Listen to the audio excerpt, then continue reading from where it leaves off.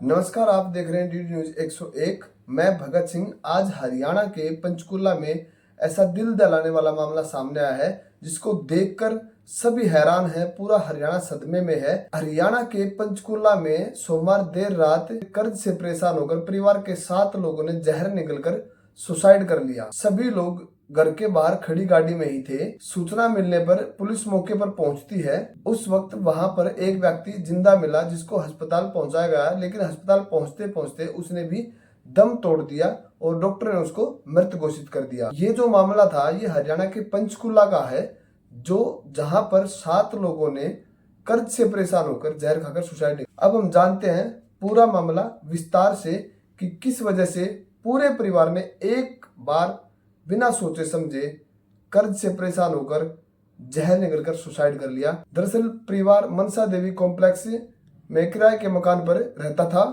इस परिवार में मरने वाले जो हैं उनमें प्रवीण मित्तल, उसकी पत्नी रीना, उसकी माता, उसके पिता देशराज और उसके 2 बेटी हिमांशी और दीक्षिका और उसका एक बेटा हार्दिक जो 14 वर्षीय था। ये सभी एक ही गाड़ी के अंदर जिन्होंने जहर निगला और जिनकी मृत्यु हो गई। प्रवीण मित्तल जो थे वो टूर और ट्रेवल्स का देहरादून के अंदर कारोबार कर। इस कारोबार में प्रवीण मित्तल को जो है घाटा हुआ, जिसकी वजह से उस पे कर्ज बढ़ता चला गया। सभी परिवार के सदस्य बागेश्वर धाम धीरेन्द्र शास्त्री की कथा में गए हुए थे। वहां से वापस लौटते वक्त उन्होंने ये सब किया। गाड़ी में एक सुसाइड नोट भी मिला, जिस सुसाइड नोट पर लिखे गए सभी लोगों के साथ पुलिस अभी जो है पूछताछ कर रही है। यह वाक्य, यह मामला किस वक्त का है, हम आपको लेकर चलते हैं इसकी पूरी जानकारी की तरफ। दरअसल यह मामला जहां पर हुआ था वो सेक्टर 27 के मकान नंबर 1204 के बाहर ये गाड़ी खड़ी हुई थी।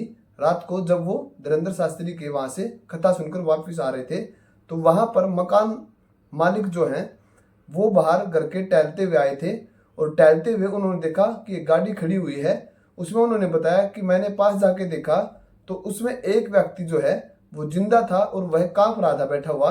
और वो उससे जब पूछताछ की गई, उसको बाहर उतारा गया तो उसने कहा कि अंदर बैठी मेरी वृद्ध माँ जो और मेरा पूरा परिवार वो सब नींद में थे, जिसकी वजह से वो सो रहे हैं, रेस्ट कर रहे हैं।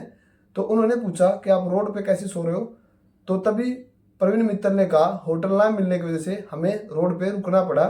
और उस पर घर के जो मालिक है उनको शक हुआ तो उन्होंने गाड़ी को खोल के देखा तो गाड़ी में जितने भी परिवार के सदस्य थे सब उल्टियां किए हुए थे और उन सभी की मृत्यु हो चुकी थी। लेकिन प्रवीण मित्तल उस वक्त जिंदा थे।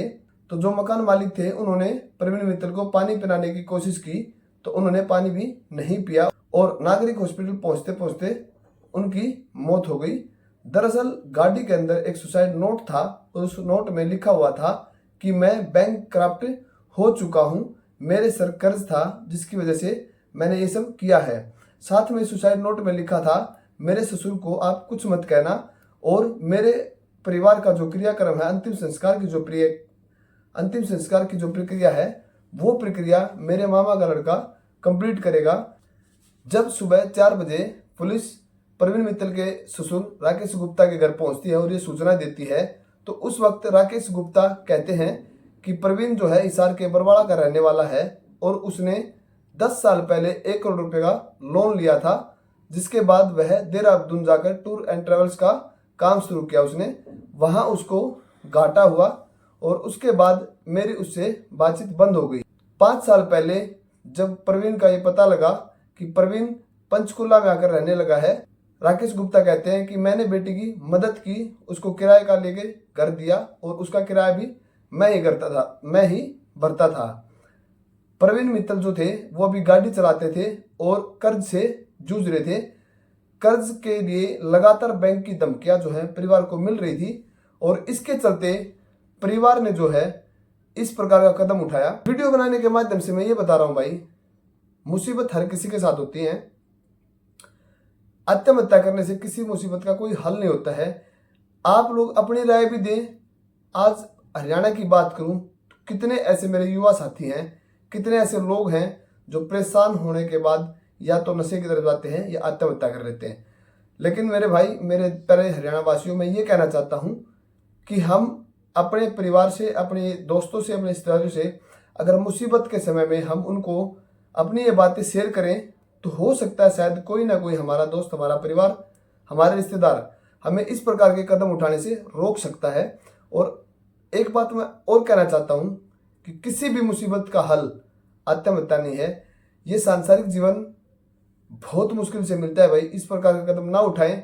यही मेरा ये वीडियो बनाने का मोटिव है। अगर आपको हमारी वीडियो पसंद आती हैं तो प्लीज़ हमारी वीडियो को ज़्यादा से ज़्यादा शेयर करो और कमेंट बॉक्स में अपनी राय दें कि ये इस प्रकार की वारदात जो है वो बैंक के ज़्यादा दबाव से हैं, कर्ज के ज़्यादा दबाव से हैं, या फिर अपनी ये परेशानियाँ किसी के साथ न करने की वजह से हैं, हार मानने की वजह से हैं।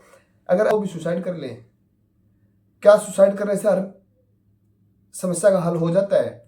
तो आप इस प्रकार का कदम ना उठाएं और इस वीडियो में कमेंट करके अपनी राय दें। इसी के साथ जय हिंद, जय भारत।